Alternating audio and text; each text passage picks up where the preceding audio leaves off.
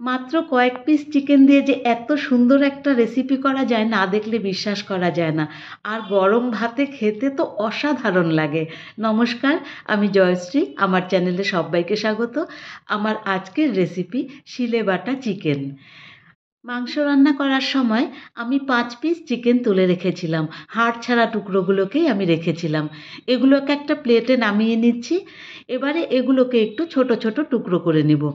1 ইঞ্চি মতো সাইজের আর কি, তাহলে রান্নাটা করতে সুবিধে হবে। সবগুলো চিকেন কেটে নেওয়া হয়ে গেছে। একটু ছোট ছোট করে টুকরোগুলো করে নিয়েছিলাম। এবারে গ্যাসের ওপরে একটা ফ্রাইং প্যান বসিয়ে দিয়ে এর মধ্যে 3 চামচ মতো সর্ষের তেল দিয়ে দিলাম। রেসিপিটা কিন্তু সর্ষের তেল দিয়ে করলেই সবচাইতে বেশি ভালো লাগবে। এখন তেলটা গরম হয়ে গেছে, এর মধ্যে দিয়ে দিলাম 1 চামচ কালো জিরে আর 1.5 খানা রসুন, 2 খানা কাঁচা লঙ্কা আর অর্ধেক করা একটা ছোট মাপের টমেটো আর মাংসের টুকরোগুলো, স্বাদ মতো লবণ, একটুখানি হলুদ আর 1/2 চামচ লঙ্কা গুঁড়ো। আর এখানে আমি 2 খানা পেঁয়াজকে কুচো করে কেটে নিয়েছি। এর অর্ধেকটা পেঁয়াজ আমি এখানে দেব আর বাকি অর্ধেকটা রেখে দিচ্ছি। এবারে সব কিছু দিয়ে একসাথে ভালো করে একটু ভেজে নেব, পেঁয়াজের কাঁচা ভাবটা আর রসুনের কাঁচা ভাবটা চলে যাওয়া পর্যন্ত।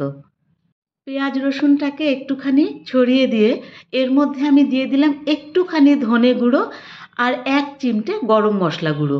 এবারে সব কিছুকে মিলিয়ে একসাথে 5 মিনিট মতো ভেজে নেব। এই বাটাটার মধ্যে কিন্তু আমি আদা দেইনি। আদাটা অ্যাভয়েড করার চেষ্টা করবেন, তাহলেই কিন্তু বাটাটা বেশি ভালো লাগে। 5 মিনিট ভেজে নেওয়ার পরে পেঁয়াজগুলোও বেশ নরম হয়ে গেছে আর রসুনগুলোও হালকা হালকা পুড়ে এসেছে।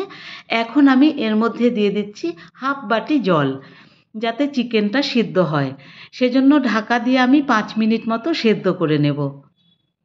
5 মিনিট বাদে ঢাকনা সরিয়ে নিচ্ছি। এবারে ঢাকনা খুলে আরেকটু নেড়ে চেড়ে এক্সট্রা জলটাকে আমি কমিয়ে নেব। আর টমেটোটাও দেখুন একদম সেদ্ধ হয়ে গেছে। টমেটোটাকে একটু প্রেস করে দিলে পরেই গলে গেল। এবারে টমেটোর যে খোসাটা আছে সেটাকে আমি সরিয়ে দিচ্ছি। তারপরে একটু ড্রাই হওয়া পর্যন্ত ভেজে নেব। দেখুন একদম ড্রাই হয়ে গেছে জলটা আর পেঁয়াজগুলোও সুন্দর ভাজা ভাজা হয়ে গেছে। এবারে আমি নামিয়ে এটাকে শিলপাটার ওপরে রেখে দিচ্ছি। একটু ঠান্ডা হলে তারপরেই বাটবো। এখন কড়াইটাকে আরেকবার বসিয়ে নিয়ে এর মধ্যে 2 চামচ মতো সর্ষের তেল দিয়ে দিলাম।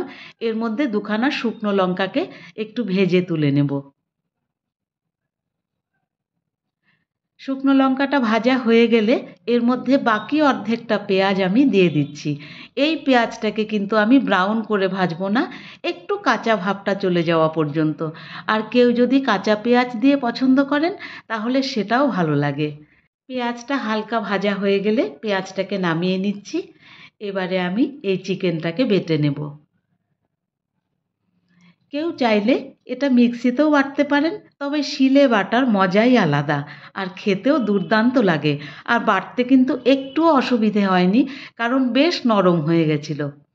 রেসিপিটি ভালো লাগলে একটা লাইক করে দেবেন আর চ্যানেলটি সাবস্ক্রাইব করে আমার পাশে থাকবার অনুরোধ রইল। সম্পূর্ণ চিকেনটাকে বেটে নিয়েছি। এবারে আমি যে শুকনো লঙ্কা দুটো ভেজে রাখলাম সেটাকে একটু গুঁড়ো করে নেব। এটা কিন্তু আমি আধ ভাঙা মতো করব, যাতে মুখে একটু লাগে।